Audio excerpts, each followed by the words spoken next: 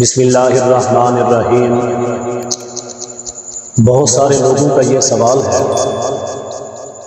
اگر شوہر فوت ہو جائے بیوی کے لیے عدت کتنی ہے؟ یہ بات یاد رکھیں، اگر بیوی حمل سے ہے، بچے کی پیدائش تک اس کی عدت ہوگی۔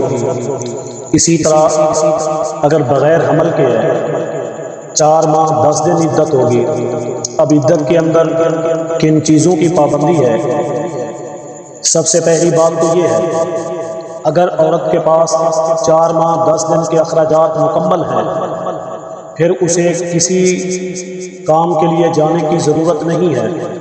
ہاں اگر اخراجات نہیں ہیں پھر وہ اپنی ضرورت کے لیے دن کے اوقات میں جا سکتی ہے، چاہے وہ نوکری ہو، چاہے کوئی کام ہو، یا اسی طرح بھیڑ بکریاں پالی ہوئی ہیں، ان کو پانی پلانا ہے، ان کو چارہ ڈالنا ہے، یا اسی طرح کوئی ساز و سامان لے کر آنا ہے، سودا سلف خریدنا ہے، کوئی چیز لینی ہے، یا کہیں سے پانی لانا پڑتا ہے، اگر لانے والا کوئی نہیں، سامان سودا سلف لینے والا کوئی نہیں، مال مویشیوں کی کرنے والا کوئی نہیں، اسی انداز سے بغیر کسی ضرورت کے جانے کی اجازت نہیں، مجبوری کے تحت وہ دن میں جا سکتی ہے، لیکن رات کہیں ٹھہرنے کی اجازت نہیں۔ اب اس کے بعد ایک مسئلہ بہت زیادہ پوچھا جاتا ہے، اگر وہ بیمار ہو جائے تو اس کا کیا حکم ہے؟